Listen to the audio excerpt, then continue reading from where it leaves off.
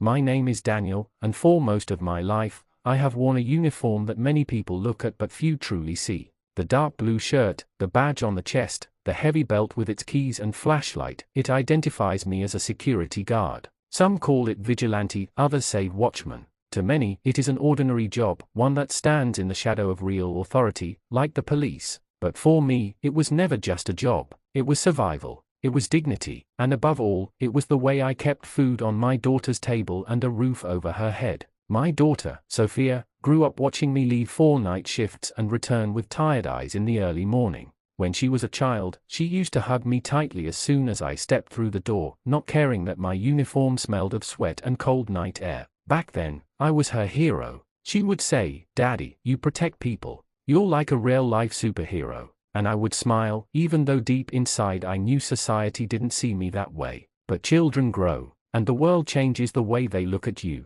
By the time Sophia entered high school, the sparkle in her eyes when she looked at me had faded. Instead, embarrassment began to creep in. She never said it outright at first, but I saw the small signs, how she avoided introducing me to her friends, how her tone shifted when I asked about her school events, how she once begged me not to pick her up in my uniform. One evening, she finally spoke the words that cut me deeper than any knife. "Dad," she said, avoiding my eyes, "could you, maybe not come to the school wearing that uniform? People talk, and it's kind of embarrassing." I remember standing frozen in the doorway, my lunchbox still in my hand, my steel-toe boots dusty from another long shift. Embarrassing. That was what I had become to her. I wanted to explain, to tell her that every long night I spent pacing in empty parking lots, every hour I endured the cold silence of abandoned buildings, every confrontation I risked with thieves or vandals, it was all for her. But the words stuck in my throat. She wouldn't understand. Not yet. So I just nodded.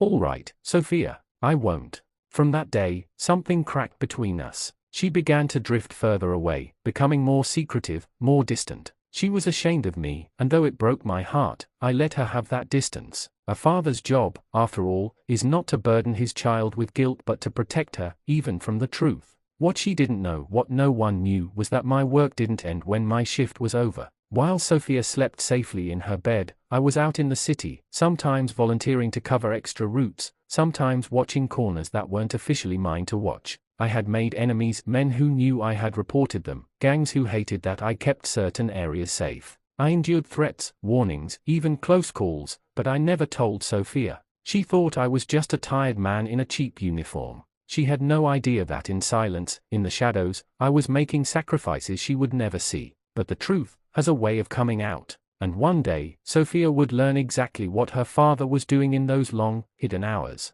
That day would change everything. Sophia was growing fast. 17 already, with dreams that stretched far beyond the small apartment we lived in. She wanted college, success, a life among people who didn't wear uniforms like mine. I wanted that for her too, but every time she looked at me with those eyes, half love, half shame, I felt the distance growing. She stopped asking about my shifts. She stopped hugging me when I came home. She started spending more time out, hanging with friends I didn't know, in places I couldn't control. And though she didn't say it, I could hear it in her silence. "You're not enough, Dad." Yet, even as she pulled away, I watched her world more closely than she realized. Because I wasn't just a security guard. Not really. Over the years, I had built connections with police officers, small business owners, and even community leaders. They trusted me because I was always there when others weren't. They knew I had eyes in the night, ears in the dark corners of the city. I wasn't armed like the police. I didn't have the authority of the law. But I had something else, persistence. And persistence makes you dangerous to the wrong kind of people. Sophia didn't know, but I had already prevented threats that brushed too close to her life. Once, when she was 12, a man tried to lure her near a park on her way home.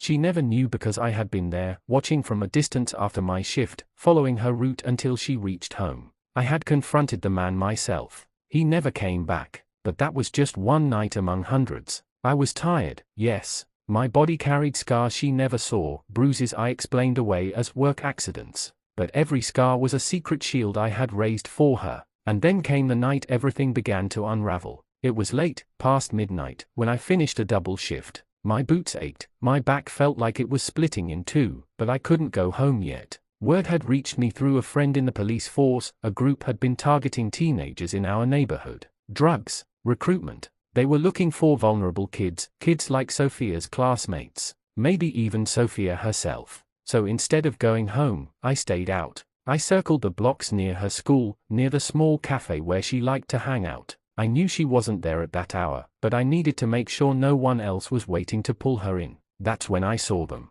3 men, leaning against a car in the shadows, passing something between their hands. I recognized one of them instantly, Diego, a low-level thug who had already been warned before, the kind of man who didn't care about warnings. I watched them, silent, from across the street, and then I heard it. Tomorrow, one of them said. The girl, the one with the long brown hair, she's perfect. My blood ran cold. They were talking about someone, a girl, and then I heard the name. Sophia. My Sophia. The world seemed to stop. I gripped the flashlight on my belt so hard my knuckles went white. My heart was pounding, my breath caught in my throat. They were planning something. With my daughter. That night, I followed them. I stayed in the dark, careful, my footsteps masked by the noise of the city. I learned more than I wanted. They weren't just planning to approach her. They wanted to trap her, to use her. When I finally made it home, Sophia was sleeping peacefully, her phone charging beside her bed, her face calm under the soft light of the lamp. She had no idea how close danger was. I sat by her door all night, awake, listening to her breathe. The next day, I didn't tell her anything. What could I say? Your father may wear a cheap uniform, but there are men out there planning to hurt you. She would think I was paranoid, overprotective, trying to control her. No, I had to deal with it in silence. For the next week, I lived in 2 worlds, the world where Sophia thought I was just the tired, embarrassing father in a uniform, and the shadow world where I hunted the men who had spoken her name. I worked my shifts as usual, but every free hour, I tracked them. I took notes. I memorized license plates. I spoke to contacts who owed me favors. And every night, before I slept for those few short hours, I stood by Sophia's door and whispered silently to myself, "You will not touch her. Not while I'm breathing." She didn't notice at first, but then she started catching me watching her more closely, asking too many questions about where she was going, who she was with. "Dad, stop treating me like a kid," she snapped one evening. "You don't understand my life. You don't even have a real job." The words cut, sharper than a blade. Not a real job. I wanted to shout back. I wanted to tell her that not real job had given her every meal, every book, every safe night's sleep. That not real job was the reason she was still alive. But I swallowed it down. She couldn't know. Not yet. Because the truth was still unfolding. And soon, the night would come when Sophia herself would see exactly what her father had been doing in silence. And she would never look at me the same way again. The tension built day after day, like a storm that refused to break. I could feel it whenever I looked at Sophia. She thought I was just being controlling, just another father trying to cage his daughter. She rolled her eyes at my questions, snapped when I pressed too much. She didn't know that I wasn't asking out of insecurity. I was asking because I had heard her name from the mouths of wolves. 4 days, I watched those men, Diego and his 2 friends, predators hiding in plain sight. They didn't know I was onto them, and that was my only advantage. I tracked them after my shifts, jotting down their movements in a small notebook I kept hidden in my locker. My body was exhausted, but my mind was sharper than ever. Every night, I prayed silently, "God, give me the strength to stand between them and her." Then came Friday night. Sophia had been invited to a party, not at a house I recognized, not with friends I knew. She dressed up beautifully, her hair shining under the light, her smile bright. She was growing into a woman, but to me, she was still my little girl, the one who once held my hand crossing the street. "Don't wait up, Dad," she said casually, grabbing her purse. "I'll be fine." I forced a smile. "Just text me when you get there, okay?" She sighed. "You worry too much." And then she was gone. My heart pounded as the door clicked shut. I knew, somehow, I knew. Tonight was the night. I didn't change out of my uniform. I grabbed my flashlight, my old steel baton, and the pepper spray I carried during shifts. I slipped out quietly, following the faint trail of her footsteps in my mind. The party was in an abandoned warehouse, cleaned up just enough to pass as a cool spot for teenagers. Music blasted from inside, lights flickered through cracked windows. Dozens of kids crowded the place, laughing, dancing, unaware of the dangers lurking beyond the walls. And sure enough, they were there. Diego and his friends stood near the entrance, scanning the crowd like hunters waiting for their prey. My blood turned to fire when I saw Diego's eyes lock onto Sophia. She didn't see him, too busy greeting her friends, laughing, trying to fit in. but I saw, and I moved. I stayed in the shadows, just like I always had. But this time, I couldn't stay hidden for long. The men followed her inside. I slipped in after them, weaving through the crowd, my eyes never leaving Sophia. She laughed, danced, carefree, while death circled closer. Then it happened. Diego moved. He whispered something to his friend, then slipped behind Sophia as she walked toward the back room. I was faster. I grabbed his wrist before he could touch her. My grip was iron, fueled by every sleepless night, every sacrifice, every ounce of love a father can hold. Diego turned, sneering, until he recognized me. His face shifted from arrogance to annoyance. "You again," he spat.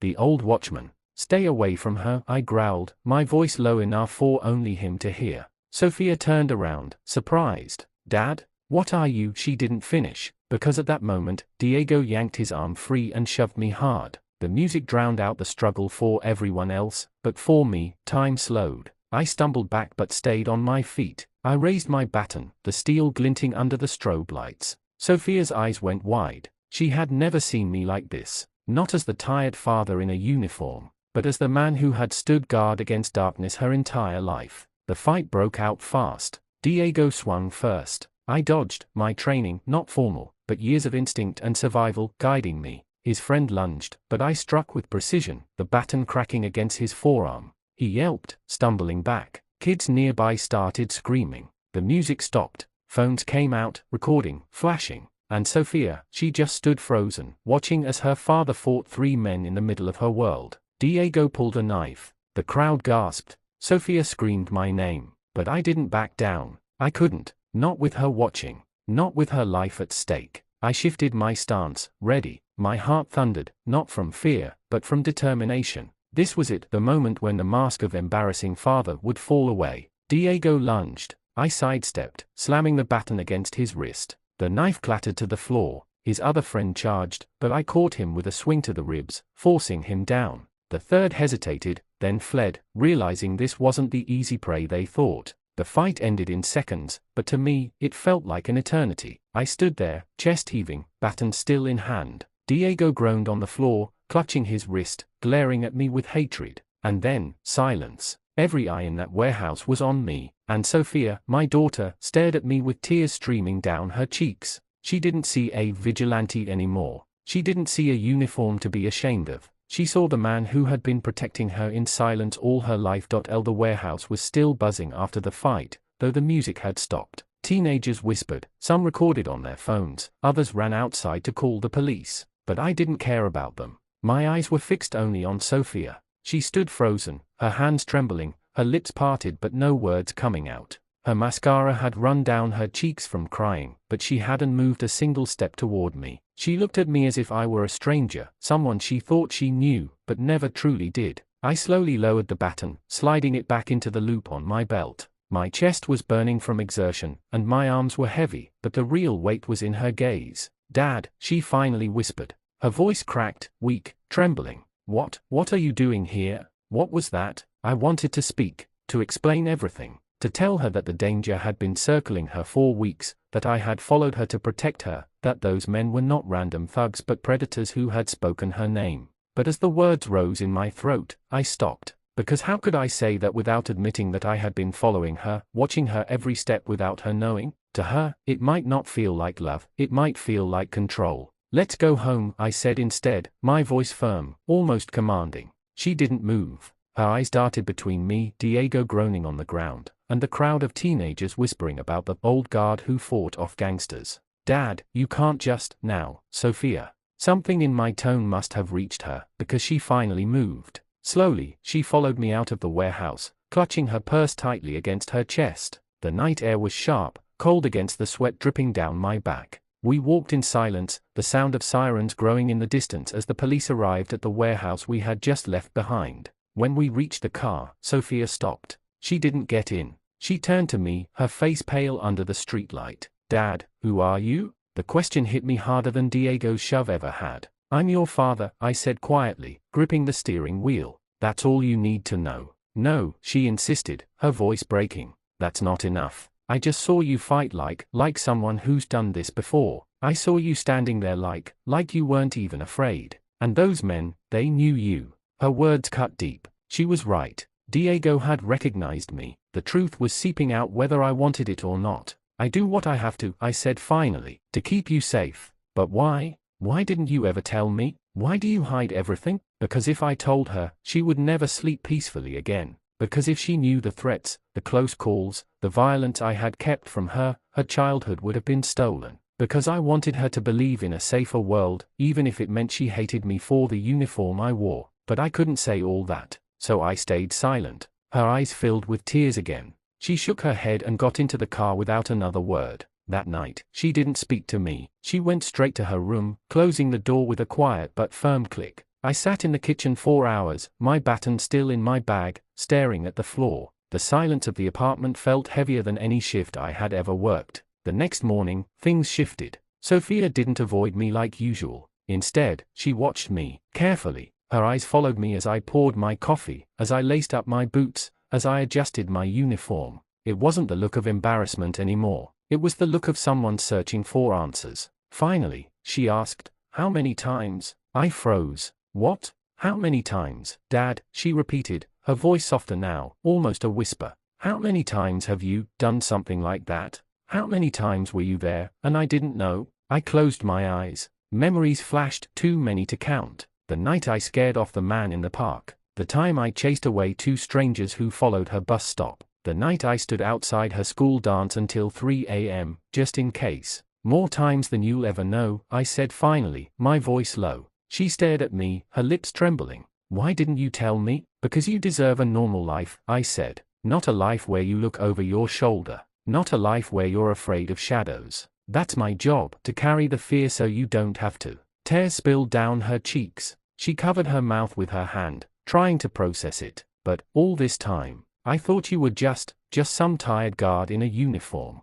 I thought you were," she broke off, ashamed of her own words. "Embarrassing," I finished for her. She looked down, guilty, silent. For the first time, I saw her struggling not with embarrassment, but with understanding. That day, she barely left my side. She followed me into the kitchen, sat with me at the table, asked me small questions about my shifts. I didn't answer everything. Some truths were too heavy, but for the first time in years, she wanted to know me. And deep inside, I knew this was just the beginning, because what she had seen at the warehouse was only a glimpse. She still didn't know about the darker nights, the enemies I had made, the danger that still lingered in the corners of our lives. And soon, one of those dangers would come knocking, forcing Sophia to face the full weight of what I had been hiding. For the next few days, things between Sophia and me were different. Not healed, not completely, but different. She no longer looked at me with the same embarrassed eyes. Instead, she looked at me with a kind of cautious curiosity, as if I were a puzzle she had ignored for years, only to realize the pieces had always been right in front of her.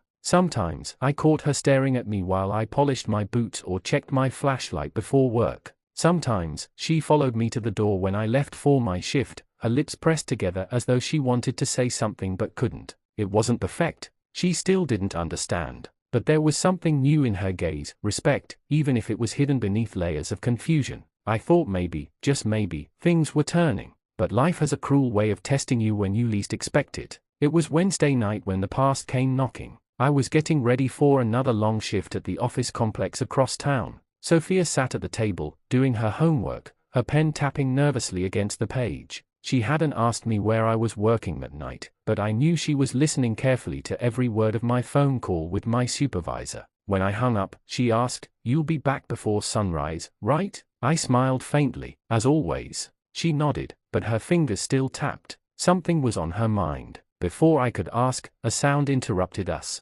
Bang, bang, bang. 3 heavy knocks rattled the apartment door. Sophia jumped, her pen falling from her hand. I felt it instantly, an old, familiar chill crawling up my spine. The kind of chill that told me this wasn't a neighbor. This wasn't the mailman. This was something else. I motioned for Sophia to stay quiet. She nodded, eyes wide. I walked slowly to the door, my boots heavy on the floorboards. I didn't open it. I just stood close enough to hear. Then came the voice. "Watchman, we know you're in there." Sophia's hand flew to her mouth. My jaw tightened. Diego, the boy from the warehouse. The one who had spoken my daughter's name like a curse. "You think you can humiliate me? In front of everyone? You think you can make me look weak?" His voice was dripping with venom. "This isn't over. You don't scare me. You don't get to ruin everything. I stayed silent, my hand pressed flat against the wood. Next time, Diego continued, his tone lower now, you won't be fast enough. Next time, maybe she won't be so lucky. Sophia let out a sharp breath, almost a whimper. My stomach turned to fire. Leave her out of this, I growled through the door. Silence, then laughter, mocking, cruel, and then footsteps fading down the hall. I waited, counted to 30. Only then did I slowly turn the lock and open the door. The hallway was empty, but something glimmered on the floor. A knife, small, sharp, deliberately left behind like a message. Sophia stood behind me, trembling. Dad, she whispered. He was here, for me. I picked up the knife, holding it tight. He was here for both of us. That night, I didn't go to work. I called my supervisor, gave some excuse, and stayed home. I sat in the armchair by the door, my baton on the table beside me, the knife resting under my palm. Sophia tried to sleep, but I knew she couldn't. Every time I glanced at her door, I saw the faint glow of her lamp beneath the crack. Around midnight, she came out, her hair messy, her eyes red from crying. She sat across from me, hugging her knees to her chest. Why didn't you tell me it was this bad? She whispered. Because you shouldn't have to live with that fear, I said softly. But I do now, she said, her voice breaking. I saw him, Dad. I heard what he said. He's not going to stop, is he? I looked down at the knife, my jaw tightening. No, men like him never stop on their own. She was silent for a moment. Then, in the smallest voice I had ever heard from her, she asked, have you always dealt with people like him? I nodded, slowly, since before you were old enough to know. I've scared off men like him more times than I can count. Her lips trembled. She pressed her forehead against her knees. All those years, when I thought you were just wasting your life guarding empty buildings, you were guarding me, too, weren't you? I didn't answer. I didn't need to. Her tears fell silently. The following days were a blur of tension. I escorted Sophia to school myself, even though she protested at first. But when she noticed Diego's car parked near the corner one morning, she didn't argue anymore. She walked closer to me, almost like she used to when she was a child. Almost like she remembered I was her protector. And yet, I could see the guilt in her eyes. Guilt for the years she had been ashamed of me. Guilt for every cruel word she had spoken.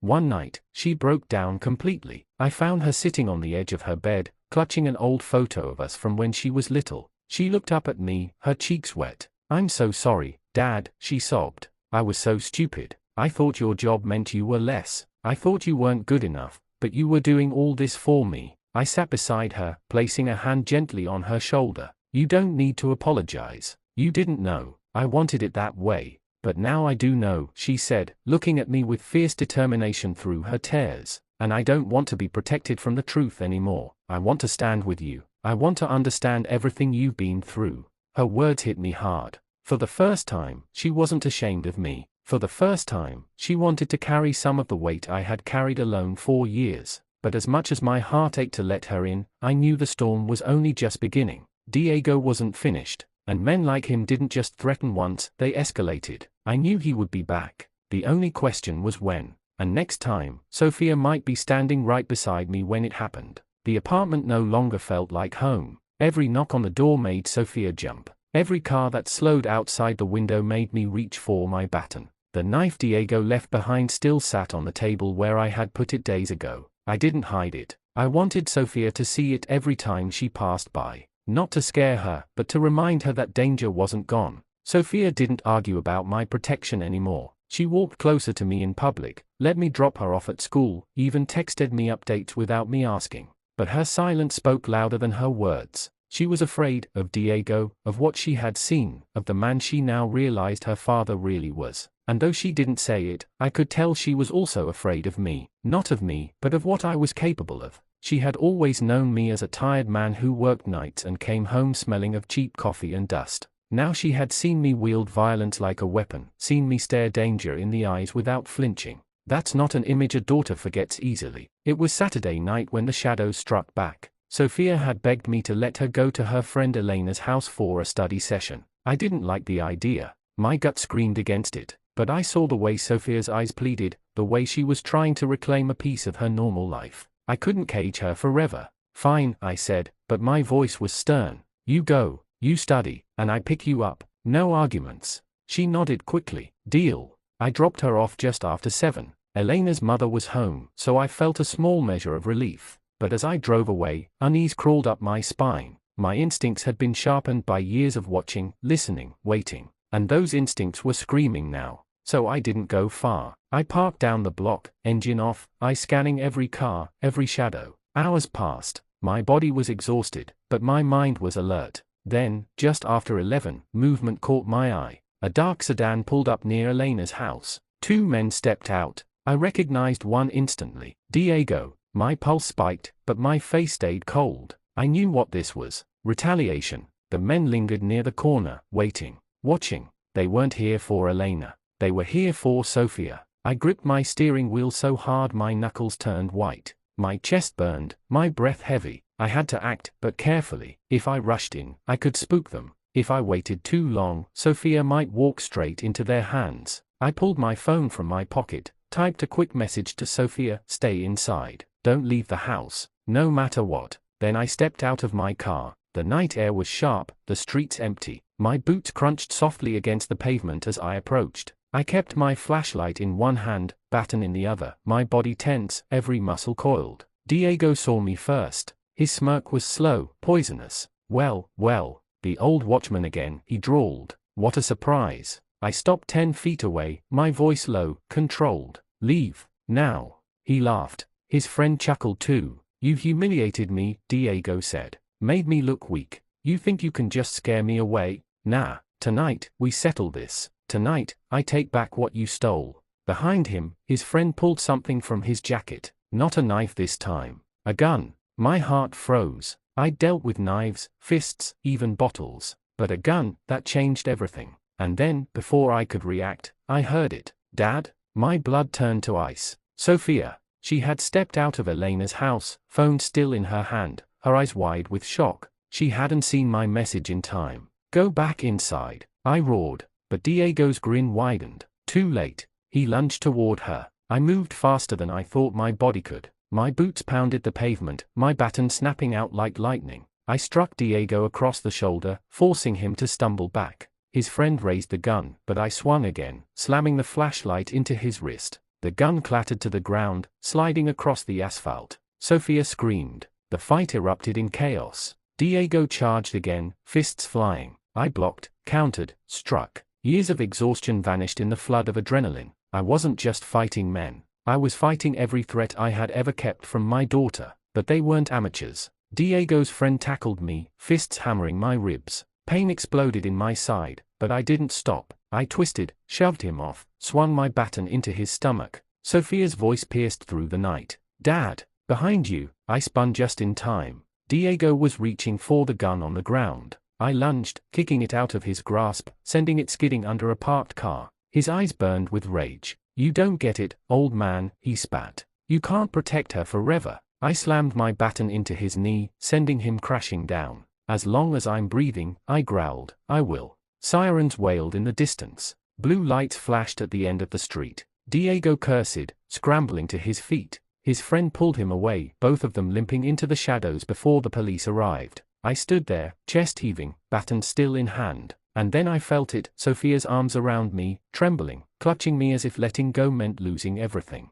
"Dad," she sobbed into my chest. "I'm sorry. I'm so sorry. I didn't know. I didn't know it was like this." I held her tight, my throat burning. "You don't need to be sorry. You just need to be safe." The police took our statements, picked up the gun, and promised to investigate. But I knew better. Men like Diego didn't stop because of police reports. They stopped only when they were forced to. Later that night, back in our apartment, Sofia refused to sleep in her own room. She curled up on the couch beside me, her head on my shoulder, her hand clutching mine. For the first time in years, she wasn't ashamed of my uniform. She wasn't embarrassed by the tired man who worked nights. She was proud, but pride came with a cost, because now she truly understood what my life was, what I had shielded her from. And the truth was, the war wasn't over. Diego had slipped away. And men like him always came back. For 2 days after the attack, she hardly spoke. She followed me from room to room, like she was afraid that if I stepped out of sight, I'd disappear, or worse, that something would happen to me. She no longer rolled her eyes when I reminded her to lock the door. She no longer argued when I insisted on walking her to school. Instead, she clung to my presence like a lifeline.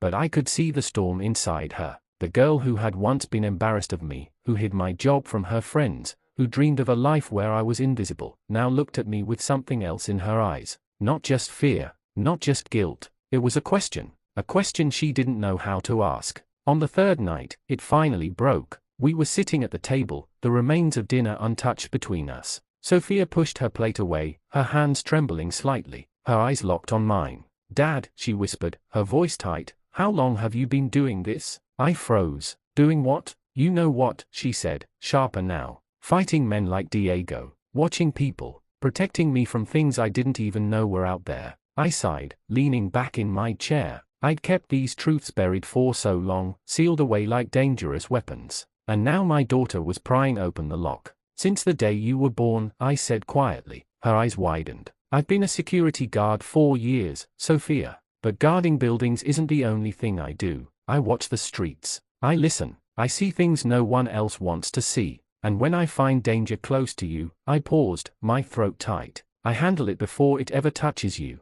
She swallowed hard, her voice trembling. "So all those nights you came home bruised, all those mornings you could barely move." I nodded. "It wasn't from just standing at a gate." Her eyes filled with tears. She covered her mouth, shaking her head. "And I hated you for it. I thought you were just tired, unimportant, wasting your life in a job nobody respects. I told people I didn't want to talk about you because you were just a guard." Her voice broke. "And all this time, you were fighting for me." I reached across the table, taking her hand gently. "Sophia, listen to me. I never wanted you to know this side of me. I wanted you to have a normal life, school, friends, dreams, without the weight of fear. If you were ashamed of me, that was fine. If it meant you were safe, I could carry that shame forever." Her tears spilled over. "But I don't want you to carry it alone anymore." The next week, everything changed. Sophia became my shadow. Not in the childish way she had when she was little, but with a sharpness, a determination that startled me. She wanted to know what I did, how I knew when danger was coming, why I reacted the way I did. "Teach me," she said one night. I laughed bitterly. "Sophia, this isn't a game. It's not something you learn like homework." But she didn't flinch. "I need to know. If Diego comes back, if you're not there, I need to know how to survive. Please." Her words cut deep, because she was right. I couldn't guarantee I'd always be there, so I started small. I showed her how to notice exits in a building, how to walk without being followed, how to use her phone not just for selfies but for survival. Then I taught her how to hold a flashlight like a weapon, how to break free from a grab, how to use her voice, loud, commanding, unafraid, even when she was terrified. At first, she stumbled. Her strikes were weak, her stance awkward. She hated raising her voice. But every day, she grew sharper, faster, stronger, and every time she landed a clean hit on the training pad, I felt a pang in my chest. Pride, yes, but also grief. Because the more she learned, the more she lost the innocence I had spent years trying to protect. But Diego hadn't disappeared.